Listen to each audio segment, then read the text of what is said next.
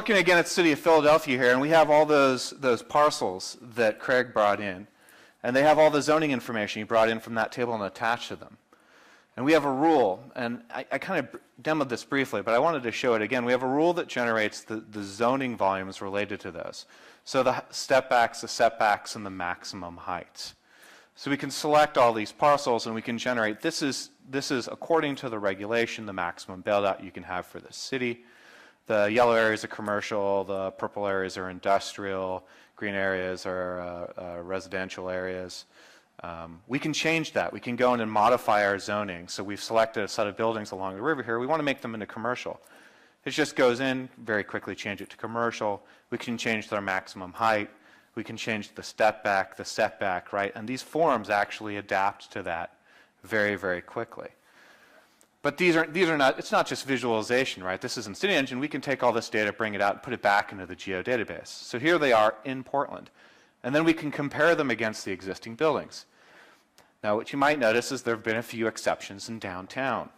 Some of the buildings there are very higher. We may want to make a global change to all of our zoning codes, raise them all to 80 feet or 100 feet, right, to represent that change. So we're driving maximum building height by a policy decision. But there's another way to do that, and that's what I want to show, is what if you wanted to drive your zoning height based on a geographic context? So I'm zooming down to the ground and I'm looking back at the city from the perspective of one of the bridges. And what I want to do is I want to define my view and say no new building can violate that view. So we have a tool, it's called Skyline, and it takes an observer and it takes a set of buildings and whatever else you want to feed it, a surface, and it divides the earth from the ground, the sky from the ground, in essence. And it creates this red line. And we'll see it, and you've seen this many times. People draw skylines on a piece of paper. You get that, that black effect. But what I want to highlight here is that a skyline is actually a really complex feature. It's reaching out into the distance and grabbing a building that participates far in the back or a ridgeline far in the back. And if we tilt up and we look at it, we can actually see that complexity. And we can actually use this skyline to drive our regulation, right? We can actually take it to the next step. We can turn this into a barrier. So we're going to use that line of that observer point and we create this barrier. We can turn around and look behind it and look underneath it, right? And it kind of forms a maximum surface. Now, we built this tool a couple years ago. We gave it to our users, and they loved it. But what really became apparent almost instantaneously is they didn't care about a point. They cared about the view from a park or from a bike path or from the center of the river. So what we have here is we have a route down the river, and they want to understand how high they can build without changing the skyline from that boat route, that tourist boat route. So we actually started publishing models. This is a model builder model, and it does cumulative skyline barrier assessment for all these points. There's actually a little over 1,100 points going down the river at 100-foot intervals.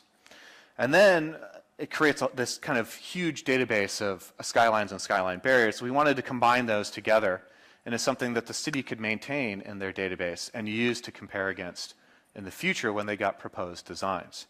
So let's actually run through all these barriers at once and we'll see what they look like. We'll start at the top right. They sweep down across. You can see this tall building in downtown kind of defines the top of that barrier very distinctly from multiple sides. Now, the problem with this, of course, is that there's a lot of geometry. It's very expensive to do a test against this.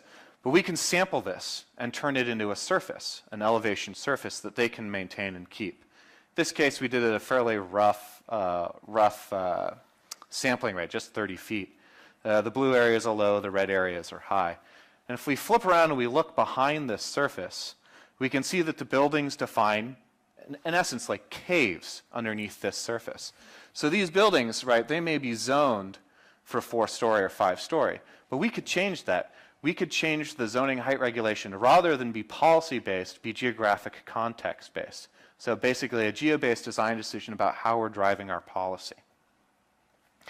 You'll also notice we have these kind of canyons. Those canyons are where the observer lines up with the street. It's very distinct. If we sweep back through and we look at those skyline barriers again, we can see them kind of carving down on that surface, pushing the maximum height you can build down, and looking up those kind of deep canyons up through the city.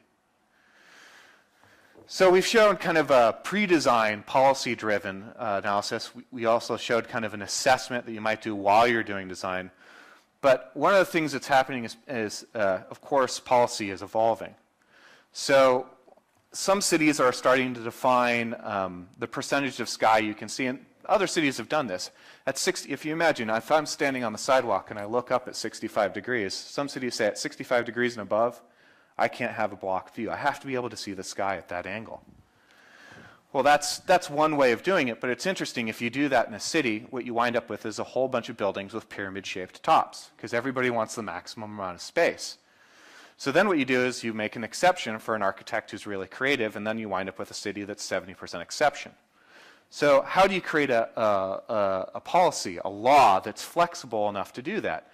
Well, the city of Philadelphia is a great example. They've done that. They've set at different angles different percentages of sky that have to be visible. But then the question is how do you assess that? How do you measure that? So we worked and we put together a little tool. So here from this sidewalk, we want to understand how much of the sky we can see at a specific angle. In this case, 35 degrees. Here's the model. I'm not going to lie to you. This one is complex. Lots of trig, lots of math. But what it in essence is doing is you give it that area that you're interested in, that line. You give it the parcel you're concerned about. It'll go into the database. It'll find any buildings that are coincident with that parcel and grab them and pull them in. Then based on the distance between that line and that parcel, it creates a whole bunch of lines at the specified angle, and then does an intersection between the two to see whether you can see the sky or not. So the result is a field of lines. In this case, we did it at 35 degrees. Takes a sec to run.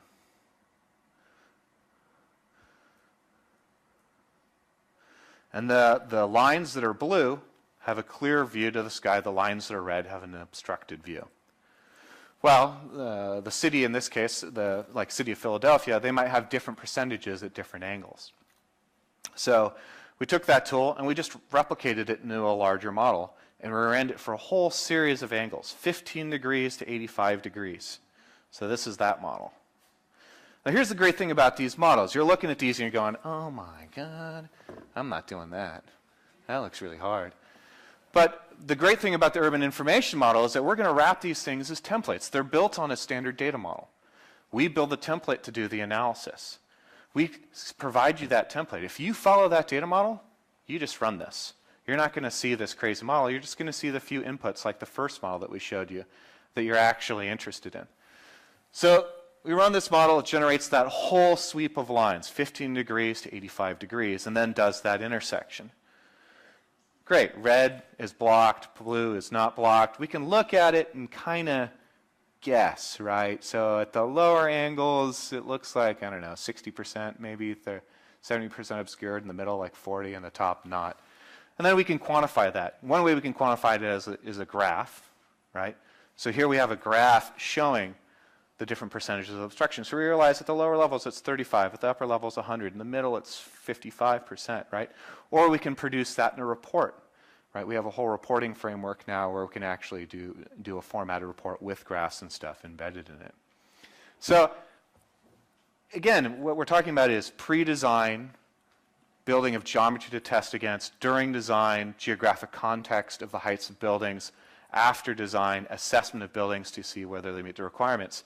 And really what we want to do is these templates, we want to push them out as services.